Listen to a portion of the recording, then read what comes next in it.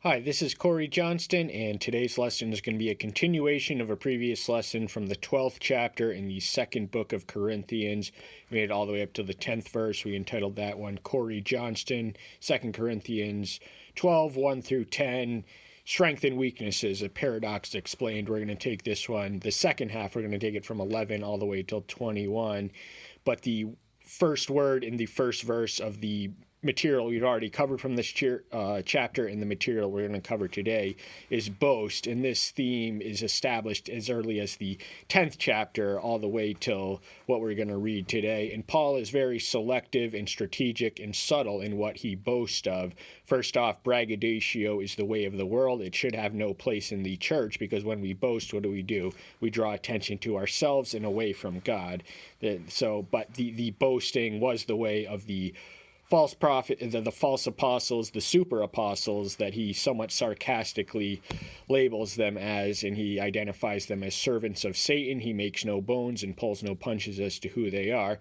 But he, unlike them, he boasts in foolishness and weakness. And in the 12th verse, so he's somewhat ironic with what he boasts in. He boasts in, all the hardships that he had suffered, whereas these false heretic braggadocios were, look at me, look what I can, the crowd, I can compel a crowd, I'm a spellbinding orator. He could boast in revelations and visions. This is something that established and certified his apostolic credentials, and something none of his rival claimants, the false apostles, the super apostles, lacked.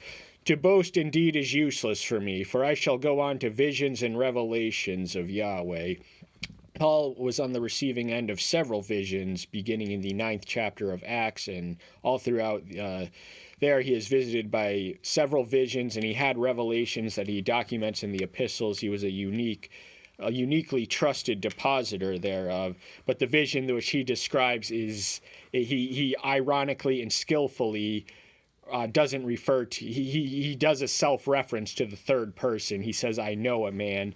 It's really himself, but he's too artful to be boasting about it. And this man either had an out-of-body experience or an authentic trance. There was some confusion as to whether it was a trance or whether it was an actual transplant into the third heavens, which is the very presence of divinity itself. There are three heavens. There's the atmosphere of the earth, there is outer space, and then there's the third heaven, which is the Jewish term for the presence of divinity. And he was in paradise and heard unspeakable words, which it is not right for a man to speak. So he can't explain a lot of what he went through, and even if he could, he wouldn't, because so sacred was the presence. So of such a one I shall boast, but of myself I shall not boast, except in my weakness. So he's really boasting. He was subtly and skillfully and slyfully boasting of himself. He was describing his own visionary experience 14 years ago. This book was written in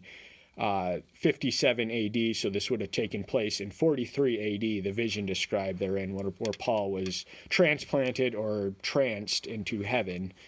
And but he somewhat ironically, he recedes back. Remember, in the 11th chapter he boasted of his foolishness and his weakness, and now he's going to amplify the boasting of the weakness. And to keep, verse 7, and to keep me from exalting myself because of the exceeding greatness of the revelation, a thorn in the flesh was given to me, a messenger of Satan to hit me, to keep me from exalting myself.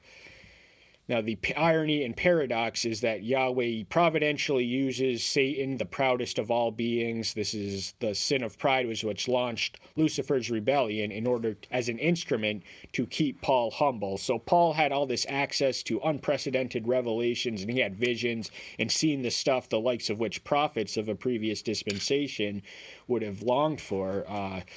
And saints of a prior age, he really saw some stuff, and this could have, Paul thinks that he might have been inclined to boast if it wasn't for the supplement and the balance of pain.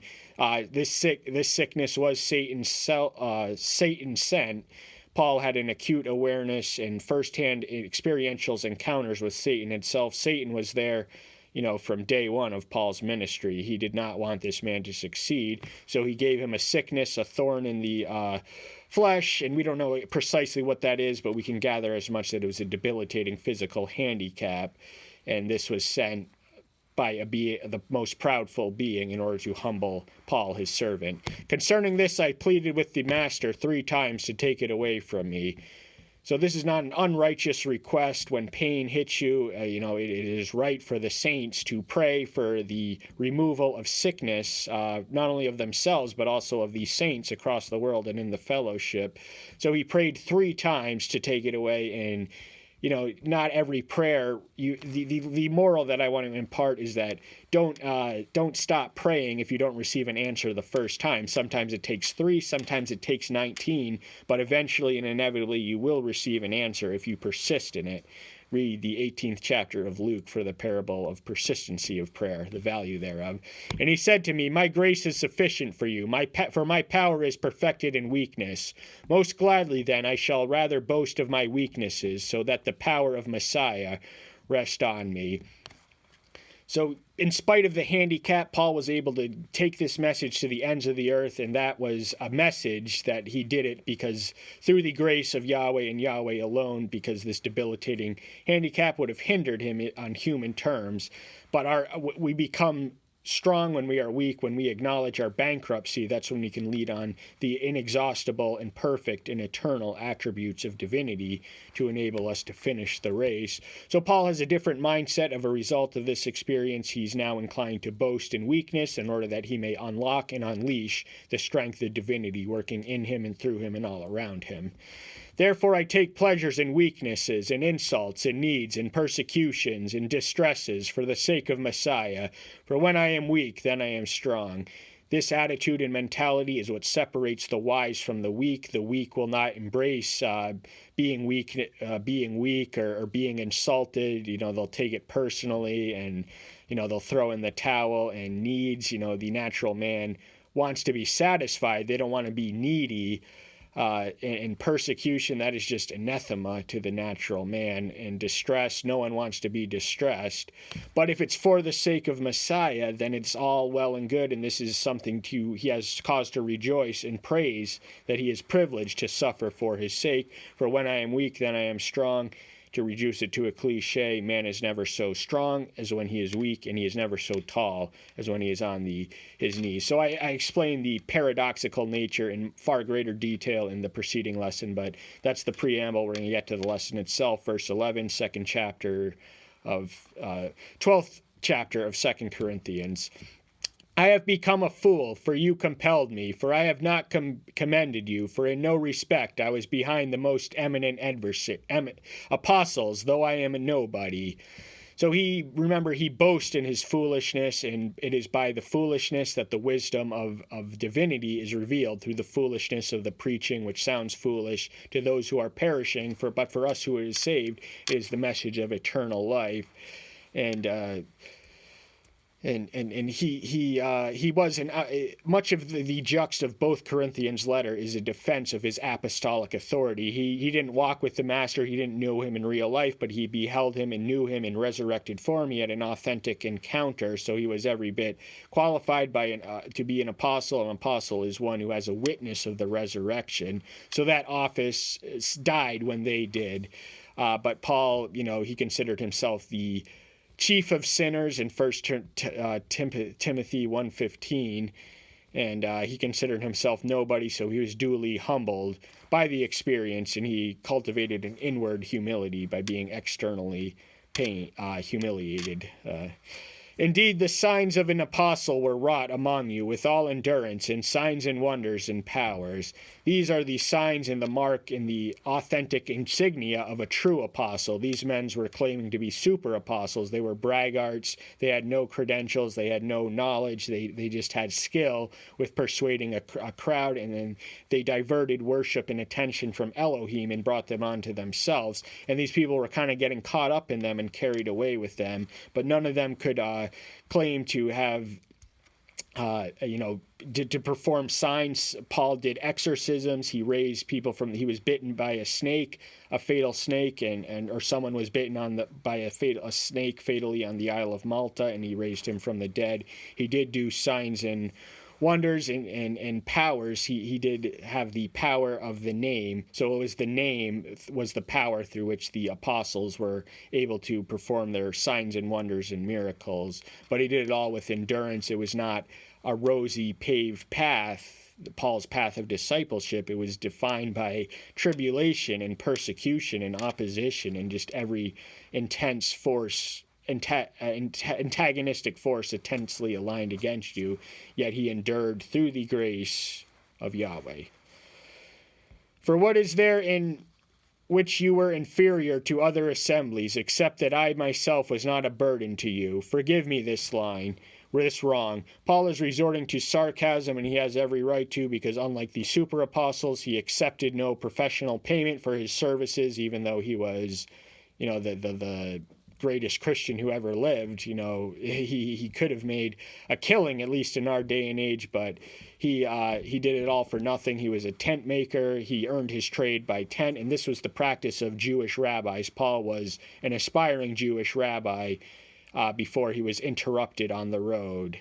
He went to arrest Christians, and who should arrest him but the master on there, and but he earned his keep, and he didn't impose, but as eventually we read, one of the things he did was collect a financial collection to alleviate the burden of the struggling Jerusalem assembly, which was impoverished. And one of the false charges that his antagonist accused him, leveled against him, was that he had pocketed some of the sum of those proceeds. But Paul's conscience was clear, and his integrity was unimpeachable and impeccable. See, I am ready to come for you for the third time, and I shall not be a burden to you, for I do not seek yours, but you. For the children should not lay up for the parents, but the parents for the children. The first time he came was Acts 18, 1 through 18. We read of his evangelical journey there, and I think he ended up spending a year and a half in Corinth and maybe 2 years in Ephesus. But the second time is what is referenced in the second chapter, opening verse of this book. That is the unpleasant visit where he came and saw things that just offended him and were just not right, so he had to correct them. The Corinthian church was what I like to label a problem church. They had all sorts of problems: divisions, factionalisms, unaddressed sins, partiality and class prejudice, the observance of the Lord's Supper. They just had a lot of things wrong, and Paul couldn't be there all the time, so he made the most, and he wrote this epistle to instruct them in their absence, because these were sheep who were wayward and being led astray by braggarts, false apostles, heretics, and charlatans. But Paul had the attitude of the father, as a father has towards a children, and he did not expect a child to pay the rent or the bills of the house. A father does that, so he pays his own way and doesn't do anything, doesn't ask anything from them, and does everything for them. And I shall most gladly spend and be spent for your lives. I love you more and more. Am I to be loved less? So the tragedy of Paul's situation was that the more he gave, the more he sacrificed, the more he loved, the less they appreciated. They were not grateful. They did not communicate their gratitude. And gratitude, when it is unexpressed, is perceived as ingratitude. But Paul, he would do it willingly, and it was for their sake. He would lay down he was willing to live for them. He was willing to die for them. He had the mentality of the Messiah who laid his life down for the sheep. But be it so, I did not burden you, but being crafty, did I catch you with guile? So Paul's just being clever with words. He's being creative. He's being playful and sarcastic and just ironic and paradoxical all over the place. He's just aware of his own cleverness, and he's letting it be known to them, just in case any of them miss them. He's making a reference that he's speaking with some sarcasm. There are parts which are completely serious and to be interpreted in a more serious tone than his. But Paul did have a sense of humor, and we just want to appreciate that. A lot of people picture the apostles as puritanical and not laughing, but that the Messiah entered into weddings, and H.L. Mencken defined Puritanism as the haunting suspicion that somewhere someone might be having a good time. So it's not sinful to have fun. It just have good, clean, wholesome fun. Did I take advantage of you by any of those whom I sent to you? So Paul relied on lieutenants. He was one man, one body. He could only be at one physical location. And he had foots and networks. He was the glue that held the Eastern Mediterranean churches together. He was the one who laid the foundation, and he didn't go. He charted a lot of places that no one had ever charted before. He carried this message into the wilderness to the end of the earth, and he did it without exploiting those that he gave the message to. He took nothing from them, and he gave them everything. That he gave them the message of salvation, the answers and the mysteries, according to which the knowledge thereof, those who possess that knowledge, will be able to come to a saving faith. And he did it all for free. He did it all for nothing. He did not take advantage, and certainly no one under his custody or control. Those men he entrusted, he would have had professional discernment, and he wouldn't have let the men we read, Titus, Timothy, Apollos, Priscilla, Aquila, all the rest. These were good people, and it takes one to know one that symbiosis exists between us. I urged Titus and sent our brother with him. Did Titus take advantage of you? Did we not walk in the same spirit, not in the same steps? Titus was one of his pastoral proteges, the recipient of one of the pastoral epistles, the book which bears his name. It's 3 short chapters. It's after the Timothys, and one of the ways to remember it is the alphabetical order. So Thessalonians, TH, then Timothy, then Titus, I before T, and that is the order in which they are arranged. Titus was was a full-blown Gentile who Paul made a point not to circumcise, to settle and squash the circumcision controversy that was alive and well and raging in early Christianity. He did insist that his other pastoral protege, to whom pastoral epistles, 2 of them are directed, Timothy, was insisted. But when Titus came along, he just made it a point. And Titus would have learned everything he would have learned at his knee, and he wouldn't have taken advantage of him because he is the disciple, and Paul is the disciple of the master, and he was disciples who makes disciples. So how we walk will be how the steps will determine the steps that our disciples out there will walk in. Again, do you think we defend ourselves to you? We speak before Elohim and Messiah, but all this, beloved, is for your upbuilding. Everything he did for them was for their edification. It was to give them strength, nourishment, health, healing, and just the key ingredients to living a Christian life unto salvation. And to be accused of defrauding, of pocketing and pilfering some of the sums of the money that he had asked Titus to collect. This whispering campaign, the smear came against him. That was just one of the things he had to put up with, and he did it willingly. But just come on, do you really believe that these charlatans versus me, who loved you and gave you everything, these men are out for themselves? I am here for you. For I fear lest when I come I do not find you such as I want, and I want to be found by you such as you do not want, lest there be strife, jealousies, outbursts of wrath, selfish ambitions, slander, gossip, puffing up, unrest. This connects to Paul's second visitation, that which we read, the unpleasant visit. So he was dismayed by what he had saw there, and he didn't want to see it again. So he's giving them warning that he is coming, and sin in the church is like cancer in the body. You got to cut it at the source and get it out of there.